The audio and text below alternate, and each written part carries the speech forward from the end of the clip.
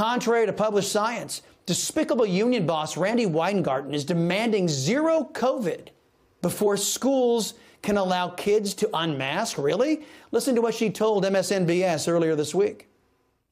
What Dr. McBride just told us about masks not particularly being effective for children, what's the argument against taking off masks in schools? Well, the argument is that let me just say this.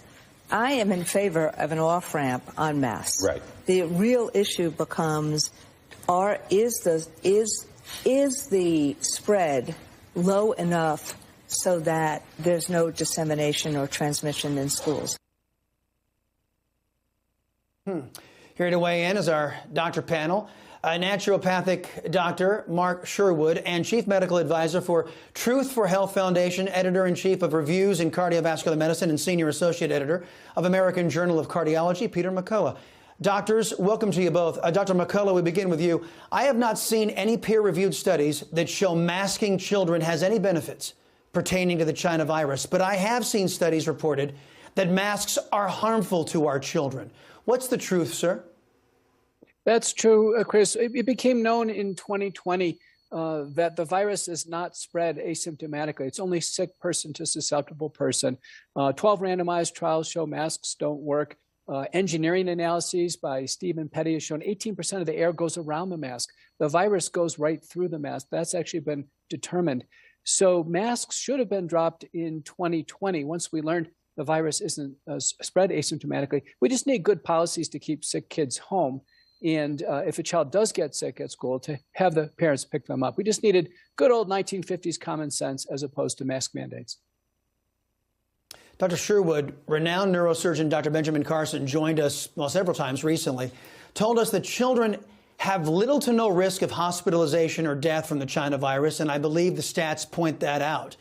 He couldn't say the same, though, for the vaccines because there's not enough data to show the long-term impacts on little bodies from the China virus vaccines. There are no 3, 5, or 10-year studies because they haven't been around that long.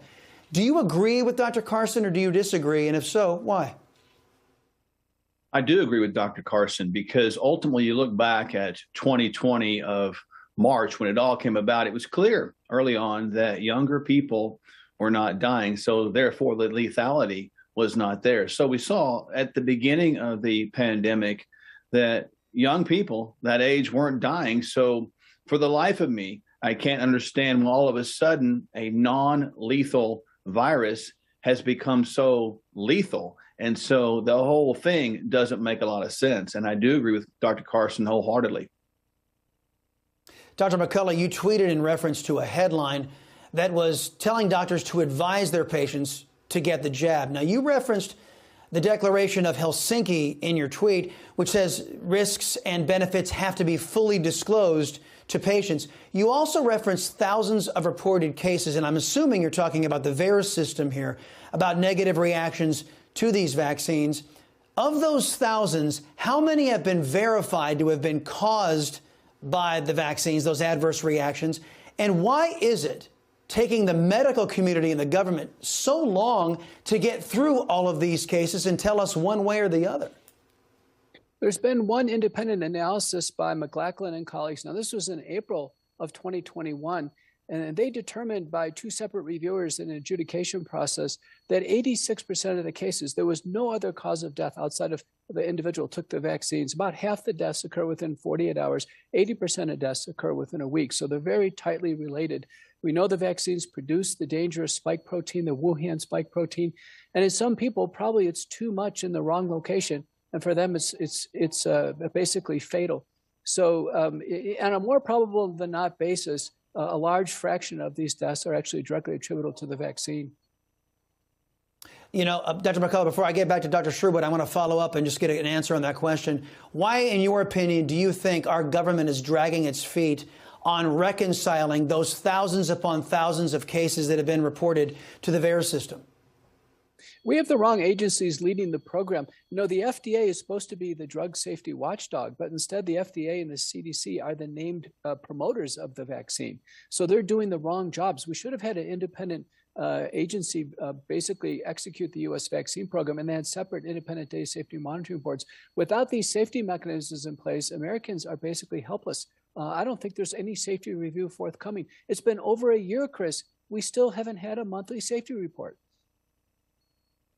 Wow. Well, this government is so incompetent. We have a guy running Health and Human Services. He has no health care experience, and this is how Democrats run government. They put people in with no experience, but he's a great left-wing extremist, and that's the only qualification it takes to get a job inside of Team Biden. Dr. Sherwood, the CDC is weighing increasing the time between vaccine doses, and their words, note to YouTube, in their words, to lower the risk of heart inflammation.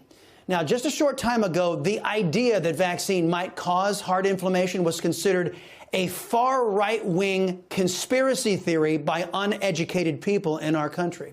Such discussion could get you banned from those aforementioned uneducated people at YouTube, uneducated people at Facebook, and uneducated people at Twitter. Now that the CDC is admitting issues with heart inflammation, could a case be made that big tech's suppression of information and discussion that led to these negative health outcomes, that these negative health outcomes could have been avoided if big tech had allowed these discussions? And if so, shouldn't lazy legislators get off their rear ends and hold big tech accountable? Yeah, we could only hope so, Chris, because ultimately, when I read that, I was shocked because on one hand, they were saying early on that how dare you say any sort of cardiovascular issues could occur. Now they're saying it can occur, and to minimize occurrence, let's spread the dosages out. It doesn't make sense because ultimately younger people did not die. So why are we vaccinating younger people? That's been my problem from the beginning. It makes little sense to give people a vaccine for a virus that's not going to kill you. And so therein lies the quandary. And we can only hope that legislators will step up against big bully pharma that's controlling everything right now and do the right thing and push back. Doctors Peter McCullough and Mark Sherwood, gentlemen, appreciate the time and the expertise here on the Salcedo Show.